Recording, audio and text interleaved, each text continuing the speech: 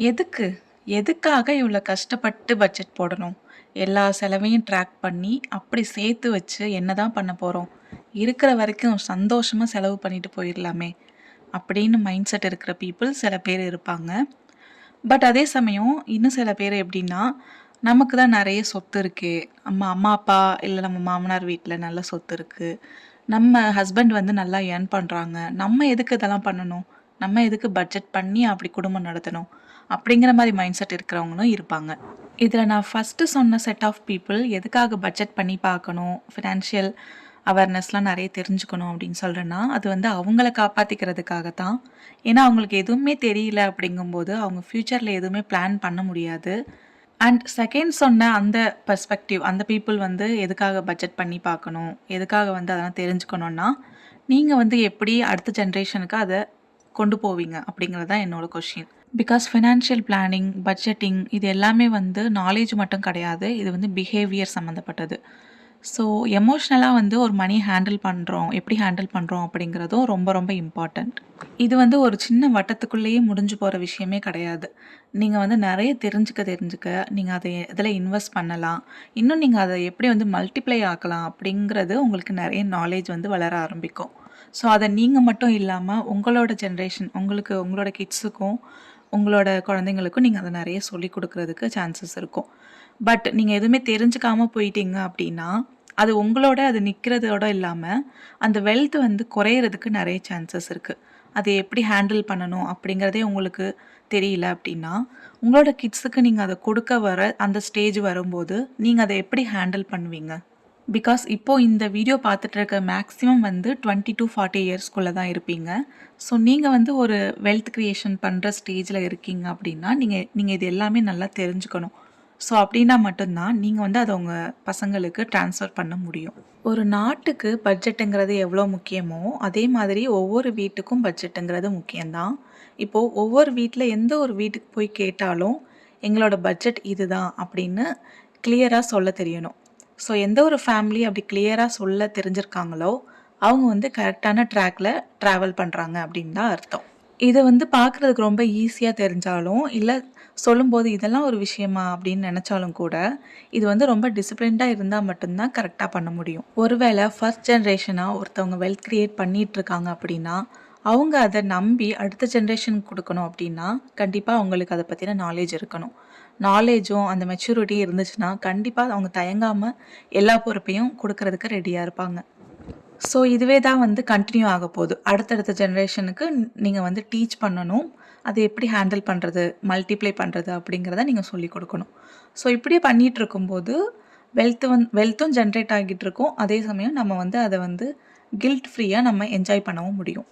இப்போ ரெகுலரா பட்ஜெட் பண்றதுனால என்னென்ன பெனிஃபிட்ஸ் இருக்கும் அப்படிங்கிறத ஒரு சில பாயிண்ட்ஸ் மூலமா நான் வந்து எக்ஸ்பிளைன் பண்றேன். அதில ஃபர்ஸ்ட் ஒன் என்ன பார்க்கலான்னா, மனி கண்ட்ரோல். நம்ம கைக்கு இன்கம் வருது அப்படிங்கும்போது, அத வந்து நம்ம எப்படி செலவு பண்ணணும்னு நமக்கு தெரிஞ்சிருந்துச்சுன்னா, அது வந்து கண்ட்ரோல்டா இருக்கும். இது எதுக்கு இவ்வளோ ஸ்பெண்ட் பண்ண போறோம் அப்படிங்கிறது முன்னாடியே தெரிஞ்சுது அப்படின்னா, நமக்கு வந்து ஈஸியா இருக்கும் அத பிரிச்சு எடுக்கிறதுக்கு. ஸோ அதுக்கு வந்து பட்ஜெட்டுங்கிறது ரொம்பவே அவசியம்.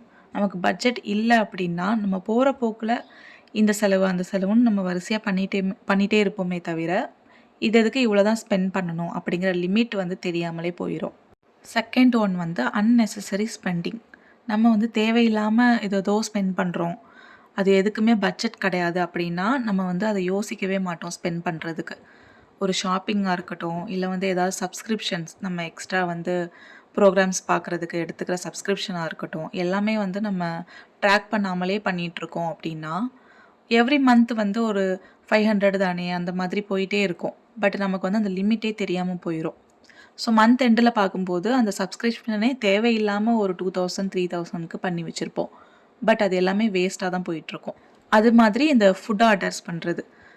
ஸ்விக்கி, சொமேட்டோ இதெல்லாம் இருந்துச்சு அப்படின்னா, அதில அடிக்கடி வந்து ஆர்டர் போட்டு சாப்பிடுறது.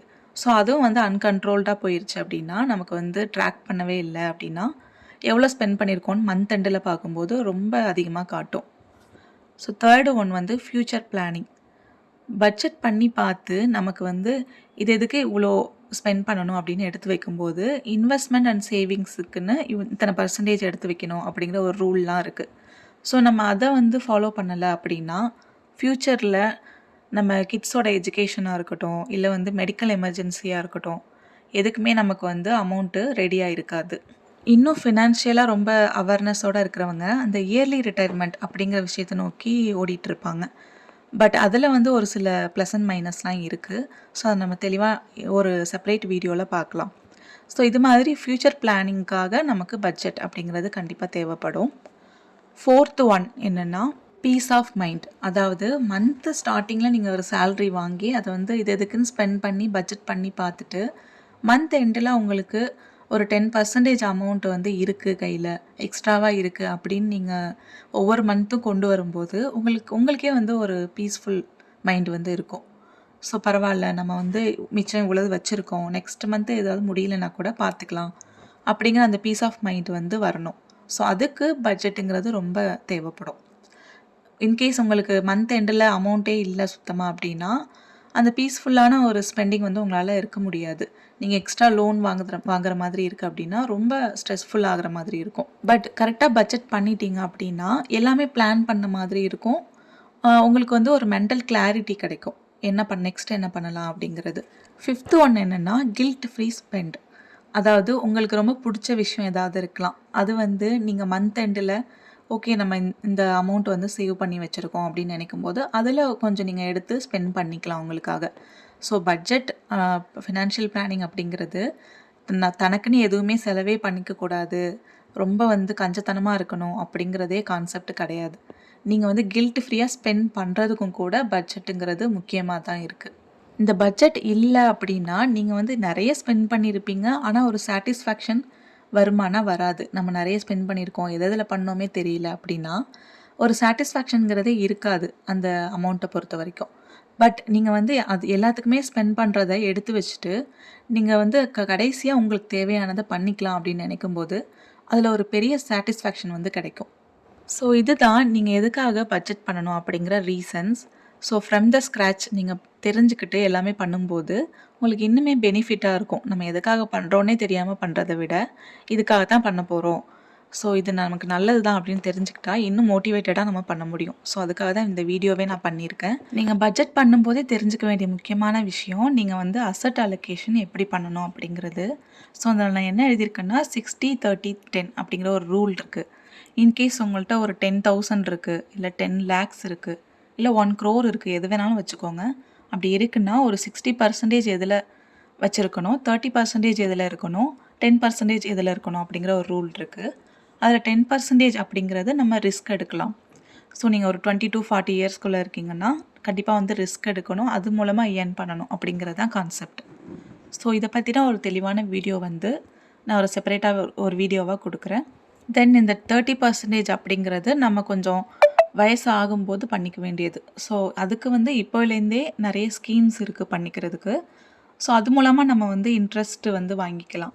ஸோ அது என்னென்ன ஸ்கீம்ஸ் இருக்குது அப்படிங்கிறதையும் நம்ம அப்கமிங் வீடியோஸில் பார்க்கலாம்.